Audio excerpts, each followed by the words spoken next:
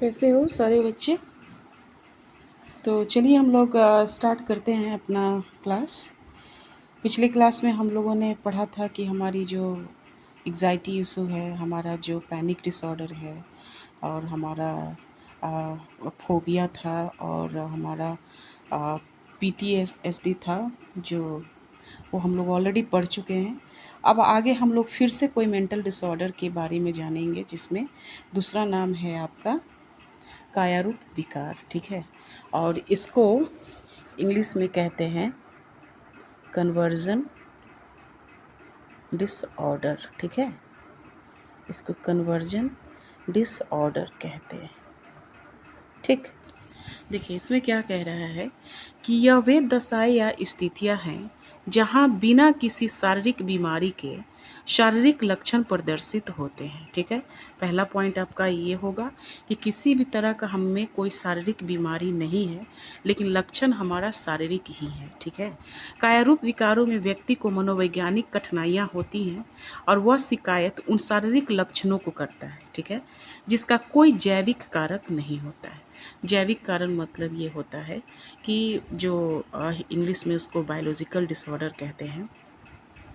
Biological disorder मतलब ये कि बहुत सी चीज़ें जो आपकी पीढ़ी दर पीढ़ी जो बीमारी जो आती रहती हैं, वो मुख्यतः इसका लक्षण नहीं होता है, और होता भी है तो उसकी जो सीमा होती है सोचने से भी ज़्यादा है। ठीक है ना। अब देखिए उसमें क्या है कि कायरूप विकारों में पीड़ा विकार मतलब आपके जो कन्वर्जन डिसऑर्डर हैं, उसमें पहला पॉइंट आपका पीड़ा विकार है, काय अलाम्बिता विकार है आपका, और स्वकाय दुश्चिंता रोग सम्मिलित हैं। ठीक है, तो पहला हम लोग स्टार्ट करते हैं अपना पेन डिसऑर्डर। ये किसके बारे में पढ़ाई हो रही है? कन्वर्जन डिसऑर्डर, कायारूप विकार के। ठीक है, अब चलिए आगे चलते हैं। और काया रूप में ये कह रहा है पेन डिसऑर्डर में कि अति तीव्र और अक्षम करने वाली पीड़ा बताई जाती हैं, जो या तो बिना किसी अभिज्ञ जैविक लक्षणों के होती हैं, या जितनी जैविक लक्षण होनी चाहिए उससे कई ज़्यादा होती हैं। ठीक है, व्यक्ति किसी प्रकार अपनी पीड़ा को समझता है, यह उसके पूरे समायोजन को प्रभावित करता है। समायोजन मतलब जो आप किसी पर्यावरण में कितना अपने आप को एडजस्ट कर रहे हैं, वही समायोजन होता है। कुछ पीड़ा रोगी सक्रिय साधक व्यवहार सीख सकते हैं, अर्थात पीड़ा की अवहेलना करके सक्रिय रह सकते हैं।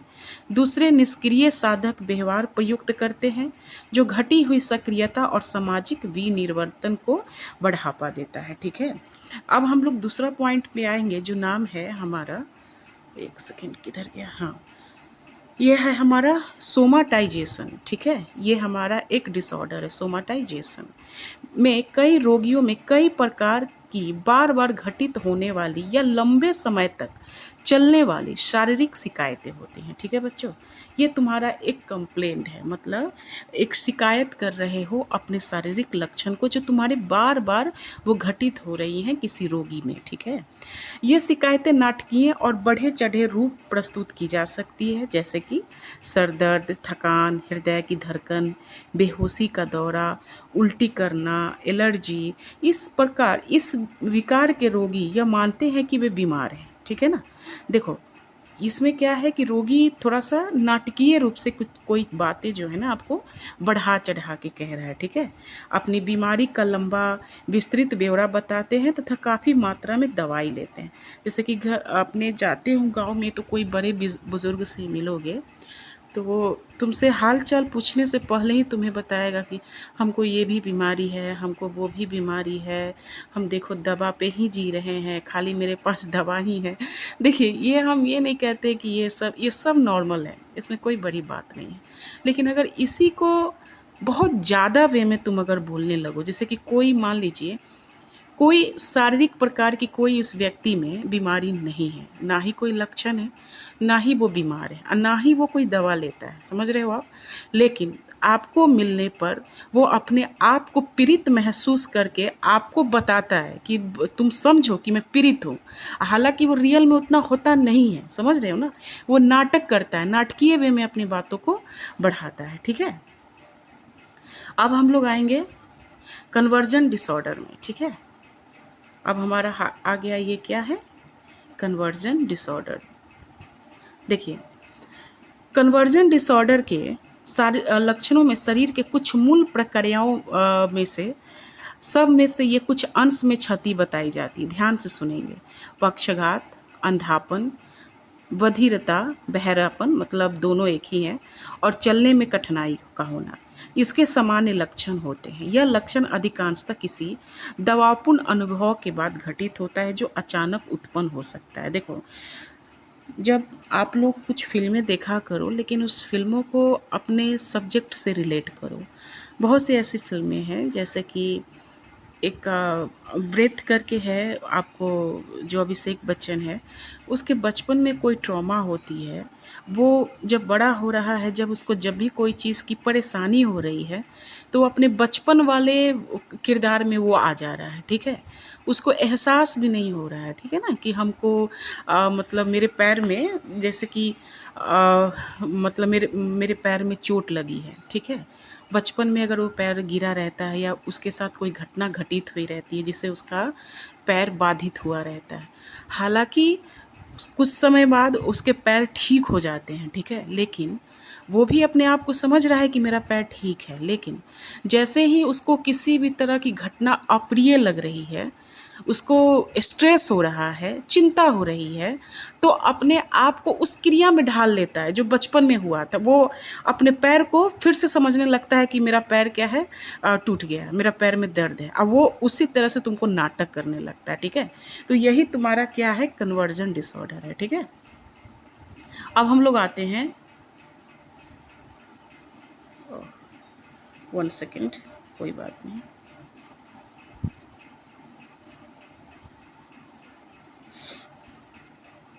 चलिए, अब हम लोग आते हैं हाइपोकॉन्ड्रियासिस में, ठीक है ना? अब इसको कहा जाता है स्वकाय दुश्चिंता रोग, ठीक है? हमने क्या क्या पढ़ लिया? हमने पढ़ा आपको पेन डिसऑर्डर, सोमाटाइजेशन पढ़ा है हमने, हमने कन्वर्जन डिसऑर्डर पढ़ा है, ठीक है? और अब हम लोग पढ़ रहे हैं हाइपोकॉन्ड्रियास, ठीक है? अब देखिए ये क्या कहता है, ये कह रहा है कि हाइपोकॉन्ड्रियास का निदान तब किया जाता है जब चिकित्सा आश्वासन किसी भी शारीरिक लक्षणों का न पाया जाना या बीमारी के न बढ़ने के बावजूद रोगी लगातार यह मानता है कि उसे उसे उसे गंभीर बीमारी है। समझ रहे हो ना? क्या है कि हमको गंभीर बीमारी है। स्वकाय दुश्चिंता मतलब आपके जो ये हैं हाइपोकॉन्ड्रियाज जो हैं, वो क्या कहता है, 1 सेकेंड, चलिए यहाँ पे है, जो आपके हाइपोकॉन्ड्रियाज आपको ये कह रहे हैं कि यहाँ ये जो स्वकाय दुश्चिंता है, इसको हाइपोकॉन्ड्रियाज पढ़िएगा। रोगी को अपने शारीरिक अंगों की स्थिति के बारे में मनोग्रस्ती, ध्यान मग्नता तथा चिंता रहती है तथा वे बराबर अपने स्वास्थ्य के लिए आकुल रहते हैं। जैसे कि उसे ना, ये सिंपल सा मतलब ये है कि इसमें व्यक्ति अपने आप को ये सोचता है कि हमें कुछ बीमारी हो गई, ठीक है? उसे डर लगता है कि मेरी किडनी तो नहीं ख़राब हो रही है, ठीक है? उसे डर लगता है कि मुझे कभी लकवा तो नहीं मार देगा। तो जो आशंका व्यतीत होता है ना, जो व्यक्ति में, जो किसी सिर्फ उसके अपने शारीरिक अंगों की स्थिति के बारे में उसको डर लगा रहता है, तो वही चीज़ आपकी क्या होती है, जो हाइपोकॉन्ड्रियाज होती है, ठीक है? अब हम लोग आगे बढ़ेंगे। विच्छेदी विकार, इसको कहा जाता है इंग्लिश में बच्चों डिसएसोसिएटिव सेकेंड, इसको कहा जाता है डिसएसोसिएटिव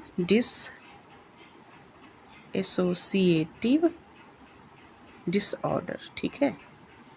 इसका मतलब होता है, अब देखिए क्या है, विचार और संवेगों के बीच, मतलब आपके जो विचार हैं और संवेग, जो इमोशन के बीच संयोजन, विच्छेद का हो जाना विच्छेदन कहलाता है। किसके बीच में? आपके विचार और संवेग के बीच में। विच्छेदन में अवास्तविकता की भावना होती है। मतलब जो डिसएसोसिएटिव डिसऑर्डर से जो ग्रसित व्यक्ति होता है, उसमें चीज़ें अनरियल, मतलब अवास्तविकता, जिसका रियल किससे कोई मतलब नहीं है। समझ रहे हैं ना आप? मनमुटाव या विरक्ति, व्यक्ति लोभ और कभी कभी अस्मिता लोभ में भी परिवर्तन पाया जाता है। चेतना में अचानक अस्थायी परिवर्तन जो कष्टकर अनुभवों को रोक देता है, विच्छेदी डिसोसिएटिव बिहेवियर की मुख्य विशेषता होती है।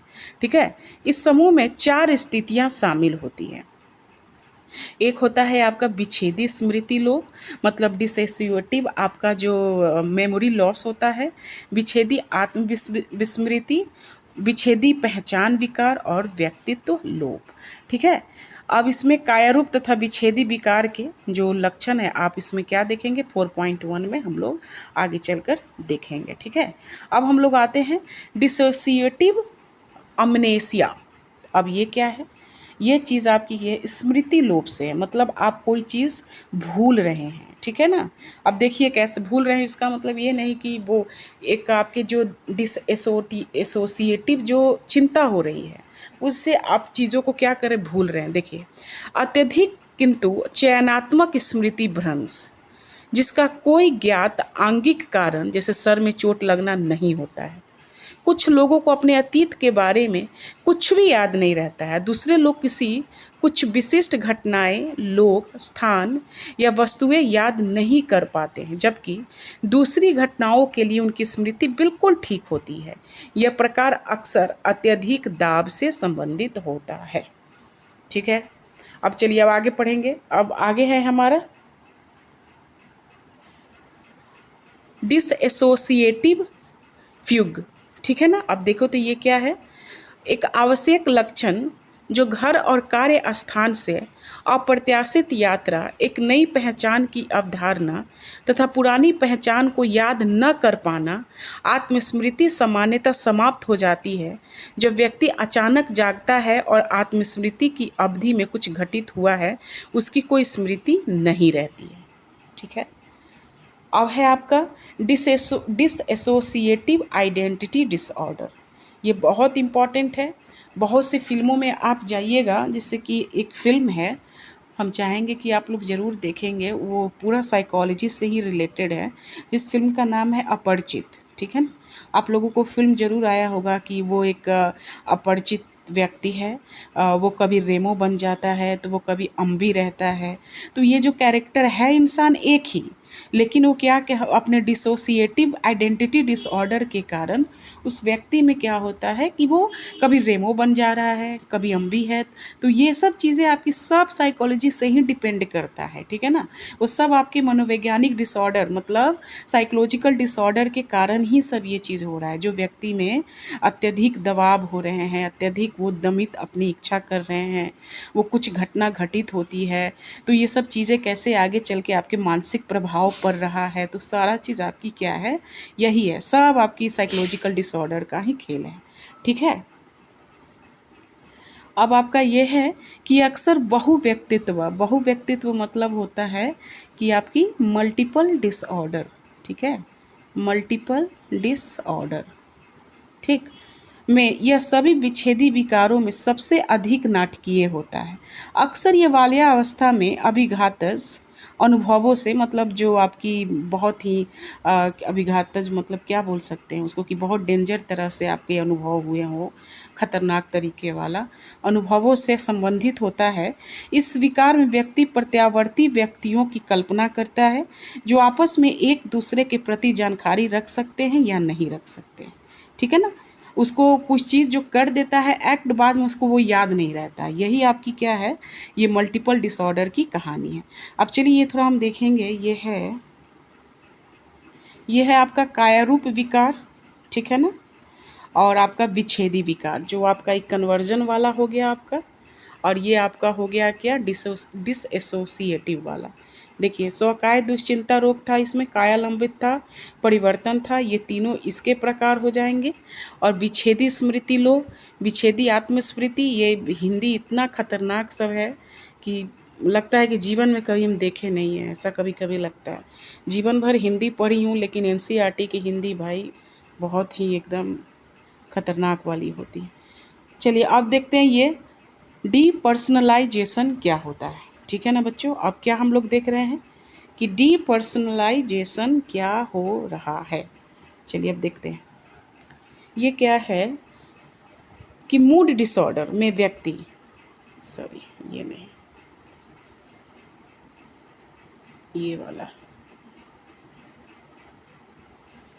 व्यक्तित्व लोप में एक स्वप्न जैसी अवस्था होती है, ठीक है, किसमें? डीपर्सनलाइजेशन, मतलब व्यक्तित्व लोप में, जिसमें व्यक्ति को स्व और वास्तविकता दोनों से अलग होने की अनुभूति होती है। मतलब स्व मतलब अपने आप से, और रियलिटी मतलब वास्तविकता, दोनों से अलग होने की अनुभूति हो रही है।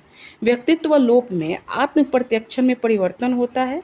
आत्म प्रत्यक्षण मतलब क्या हो गया आपका? सेल्फ परसेप्शन जो है, व्यक्ति की वास्तविकता बोध अस्थायी स्तर पर लुप्त हो जाते हैं, परिवर्तित हो जाती है। ठीक है, इसमें सिंपल सी बात है कि व्यक्ति अपने आप और रियल में क्या होते हैं, रियल जो वास्तविक सिचुएशन हो रही है, परिस्थिति हो रही है, वो दोनों से अलग होने की अनुभूति करता है। ठीक है, अब आपका है भाव दशा विकार।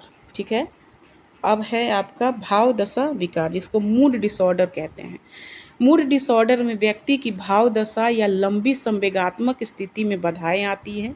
सबसे ज़्यादा होने वाले भाव दशा विकास अवसाद मतलब डिप्रेशन। अब मूड डिसऑर्डर के बारे में हम पढ़ेंगे, बहुत बहुत इम्पॉर्टेंट है किसी भी एग्ज़ाम के लिए। ठीक है, मूड डिसऑर्डर। ठीक, चलो, पहला नाम हमारा क्या आएगा? डिप्रेशन। जितना भी पढ़ रहे हो, जितना भी मैं बोल रही हूँ, पहला दूसरा सब अपने कॉपी में लिखते जाना, जिसमें कई प्रकार के नकारात्मक भाव दशा और व्यवहार परिवर्तन होते हैं। देखो, डिप्रेशन मतलब ही होता है कि कोई चीज़ में तुम सिर्फ नेगेटिविटी ढूंढ रहे हो। ठीक है ना। अवसाद को एक लक्षण या विकार कह सकते हैं। दैनिक जीवन में हम अक्सर अवसाद का उपयोग करते हैं। किसी महत्वपूर्ण क्षति के बाद सामान्य भावना होती है, जैसे कि मान लीजिए भूकंप आया, हमारा घर टूट गया, हमारा ये हो गया, हमारा वो हो गया, तो क्या है, जो पहली सिचुएशन आई हम उसे धीरे धीरे धीरे क्या सोचते सोचते सोचते डिप्रेशन में चले जाते हैं। ठीक है ना। जैसे किसी संबंध का टूट जाना, किसी व्यक्ति के लक्ष्य को प्राप्त करने में असफल होना। मुख्य भाव दशा विकारों में अवसादी, उन्मादी और द्विध्रुवीय विकार होते हैं। अवसादी, ठीक है, जो ये आपको मूड डिसऑर्डर में पहला आप लोग लिखेंगे क्या? डिप्रेशन। ठीक, दूसरा लिखिए, दूसरा क्या है आपका? उन्मादी। उन्मादी मतलब क्या? वो उसको हिस्टीरिया बोलते हैं। उन्मादी, उन्मादी को शायद हम लोग क्या बोलेंगे? ये मैनिया बोलेंगे, मैनिया। ठीक है, और तीसरा जो है आपका द्विध्रुवीय विकार। ठीक है, इसको बोला जाता है बायोपोलर, बायोपोलर डिसऑर्डर। ठीक, और ये अवसाद, डिप्रेशन को क्या कहा जाता है? अवसाद। कम से कम सुन, लिखना तो नहीं तो कम से कम सुन भी लेना। उन्माद, मैनिया को उन्माद कहते हैं, और बायोपोलर को क्या कहते हैं? द्विध्रुवीय। क्या कहते हैं? द्विध्रुवीय। ठीक, तो बच्चों ऐसे कर कर के छोटा छोटा पॉइंट है, लिख लेंगे। ठीक, चलिए इतना तक था। अब हम लोग, हाँ, तो ये पढ़ेंगे। देखिए, तो मुख्य अवसादी में, मेजर डिप्रेसिव डिसऑर्डर में अवसादी भाव दशा की अवधि होती है। अधिकांश गतिविधियां में अभिरुचि या आनंद नहीं रहता है। डिप्रेशन का सबसे अच्छा मतलब सानू आवाज़, तो सबसे इम्पॉर्टेंट बात क्या होती है कि भैया कोई भी चीज़ में तुम इंटरेस्ट नहीं ले रहे हो। बस डिप्रेशन का सबसे बड़ा लक्षण ये होता है कि जो क्रिकेट देखना हमें इतना अच्छा लगता था, हमें अच्छा नहीं लग रहा है। जो हमें चिकन खाना इतना अच्छा लगता था, अब हमें नहीं लग रहा है। समझ रहे हो ना कि कहीं ना कहीं चीज़ों से तुम परेशान हो, और अपने वो इफ़ेक्ट तुमको दिख रहा है तुम्हारी पसंद पर। ठीक है, तो ये था आपके मेजर डिप्रेसिव ऑर्डर डिसऑर्डर। अब हम लोग इसी के आगे थोड़ा और पढ़ेंगे कि क्या लिखा है। देखिए, शरीर के भार में परिवर्तन, लगातार निद्रा से संबंधित, मतलब नींद में कमी हो रही है। थकान, स्पष्ट रूप से चिंतन करने में असमर्थता। क्षोभ, क्षोभ मतलब आपका होता है क्या? डिस्टर्बेंस। बहुत धीरे धीरे कार्य करना तथा मृत्यु और आत्महत्या का विचार आना। देखो, डिप्रेशन का सबसे लास्ट सिम्टम आपका, मतलब जो सबसे कहते हैं ना सीवियर प्रॉब्लम क्या होती है? आत्महत्या करना। ठीक है, इनके अतिरिक्त अन्य लक्षण ऐसे भी हो सकते हैं, जैसे कि अत्यधिक दोष या निकम्मेपन की भावना होना। ठीक, चलिए, अवसाद के पूर्व रोगी कारक क्या होते हैं?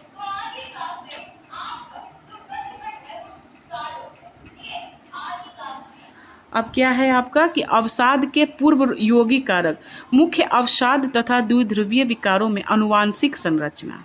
अब हमारे क्या आ गए कि अवसाद के पूर्व योगी कारक, मुख्य अवसादी तथा द्विध्रुवीय विकार में आनुवांशिक संरचना। आनुवांशिकता खतरे का एक महत्वपूर्ण कारण है। उम्र भी इस विकार के खतरे का कारण है। उदाहरण अर्थात स्त्रियों को प्रारंभिक प्रौढ़ावस्था में अधिक खतरा रहता है, जबकि पुरुषों के लिए प्रारंभिक मध्यवस्था में सबसे ज़्यादा खतरा होता है। इस तरह लिंग भी एक महत्वपूर्ण कारण होता है, जिसकी भूमिका इन विभेदक खतरों में संदर्भ होती है। उदाहरणार्थ पुरुषों की तुलना में स्त्रियों में अवसादी विकार ग्रसित होने की संभावना अधिक रहती है। एक बड़ा अच्छा क्वेश्चन आया, पुरुषों की तुलना में स्त्रियों में डिप्रेशन का ग्रसित होने की संभावना बहुत अधिक रहती है। समझ में आया? अन्य खतरे के कारण जीवन की नकारात्मक घटनाओं और सामाजिक अवलंब की कमी का अनुभव रहता है, अनुभव करना। ठीक है, अब आपका आया उन्माद। अब क्या आया बच्चों? उन्माद। उन्माद मतलब मैनिया। उन्माद में पीड़ित व्यक्ति उल्लासोन्मादी, अत्यधिक सक्रिय, अत्यधिक बोलने तथा आसानी से चिर स्थिर हो जाते हैं। मतलब ये कह रहा है कि उन्माद से पीड़ित व्यक्ति उल्लासोन्मादी मतलब एक्साइटमेंट वाला, अत्यधिक सक्रिय मतलब एक्टिव, अत्यधिक बोलने वाला तथा आसानी से चित्त अस्थिर हो जाते हैं। मतलब व्यक्ति क्या हो जा रहा है कि जो व्यक्ति इतना बोलने वाला उन्माद मतलब मैनिक पर्सन है, वो क्या होते हैं, आसानी से चित्त अस्थिर हो जाते हैं। मतलब देखिए, उन्माद की घटना या स्थिति स्वतः कभी कभी, क्या कह रहा है, कभी कभी दिखाई देती है। ठीक है, क्या बोल रहा है कि कभी कभी दिखाई देती है। एक गाना सुने हो ना, आई एम अ मेनिया, ये कुछ गाना है। तो मैनिक मतलब क्या कह रहा है कि भैया मैं बहुत उत्पाद मचाने वाला हूँ। मतलब मैं जो साउथ इंडियन जो फिल्म देखते हैं हम लोग की, एक आदमी, एक हीरो है, एक बंदूक से 10 लोगों को मार दे रहा है, बहुत ज़्यादा एक्टिव होना, समझ रहे हो ना, उन्मादी अपने आप को वही कहता है। ठीक है, इसका परिवर्तन अक्सर अवसाद के साथ होता रहता है। इस प्रकार के भाव दशा विकार जिसमें उन्माद और अवसाद बारी बारी से उपस्थित होते हैं में कभी कभी सामान्य भाव दशा की अवधि हो जाती है। इसे द्विध्रुवीय डिसऑर्डर कहते हैं। द्विध्रुवीय भाव दशा के विकार को पहले उन्माद अवसाद विकार कहा जाता है। द्विध्रुवीय मतलब क्या कह रहे हैं, कभी कभी सामान्य भाव दशा की अवधि होती है, इसे बायोपोलर मूड डिसऑर्डर कहते हैं। बायोपोलर मूड डिसऑर्डर कहते हैं। द्विध्रुवीय भाव दशा विकार को पहले उन्माद अवसाद विकार कहा जाता था। पहले क्या कहा जाता था? पहले मैनिया और डिप्रेशन भी कहा जाता था। मतलब ये कि मैनिया में, अब सिंपल सी बात है कि बायोपोलर डिसऑर्डर को क्या समझ रहे हो। बायोपोलर डिसऑर्डर मतलब ये होता है कि पल में तुम बहुत खुशी हो, बस दूसरे क्षण में फिर तुम उदास हो जा रहे हो। समझ रहे हो कि तुम बहुत खुशी हो रही है, अरे बाप रे हम फिल्म देखने जा रहे हैं, बस कुछ देर बाद तुम फिर से शांत। तो यही होता है क्या, इसीलिए देखो पहले क्या था, उन्माद। उन्माद मतलब मैनिया, जो मैंने तुमको ये बताया, इसमें सुपर एक्टिव व्यक्ति रहता है, सुपर एक्टिव, हमेशा उत्पाद मचाने वाला। और अवसाद में मैंने तुम्हें क्या बताया कि कोई चीज़ में तुम इंटरेस्ट ही नहीं ले रहे हो। तो पहले इसको नाम दी गई थी जो बायोपोलर डिसऑर्डर को, कि पहले उन्माद और अवसाद विकार थे वो। ठीक है, अब आगे पढ़ेंगे कि भाव दशा विकार में, द्विध्रुवीय भाव दशा विकार में आत्महत्या के प्रयास का आजीवन खतरा सबसे ज़्यादा रहता है। ठीक है, मानसिक स्वास्थ्य स्थिति के अतिरिक्त खतरे के कारण व्यक्ति की आत्महत्या करने की संभावना को बताते हैं। ठीक है, इनमें प्रमुख उम्र, लिंग, निर्जातीय, प्रजाति और हाल में घटित जीवन की गंभीर घटनाएं। ठीक है, अब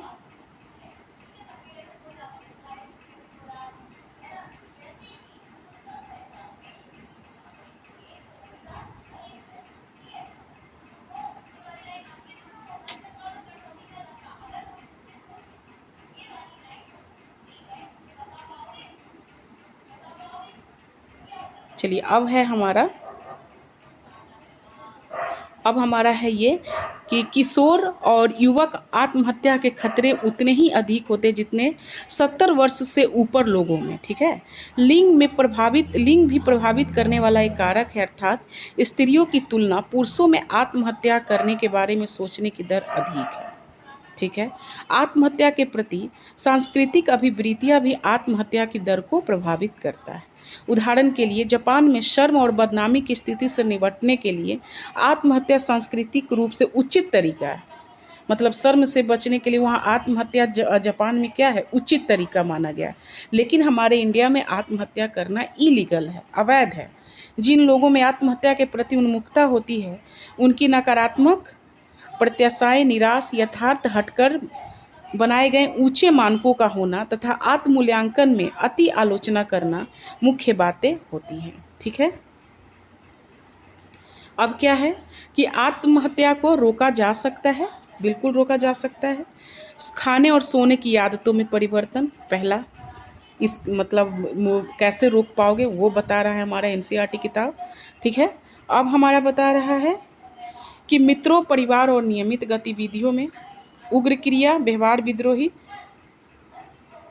मादक द्रव्य सेवन, व्यक्तित्व में काफ़ी परिवर्तन आना, लगातार ऊब महसूस करना, एकाग्रता में कठिनाई, शारीरिक लक्षण, मतलब ये आपके क्या हैं बच्चों, ये आपके लक्षण हैं। सिंपल सी बात है कि आत्महत्या जो बोल रहा है कि रोका कैसे जा सकता है, यदि कुछ लक्षण के प्रति आप अगर सजग रहे तो। ठीक है, अब हम नेक्स्ट क्लास में सबसे इम्पॉर्टेंट मेंटल डिसऑर्डर के बारे में पढ़ेंगे जिसका नाम है आपका जो सीजोफ्रेनिया।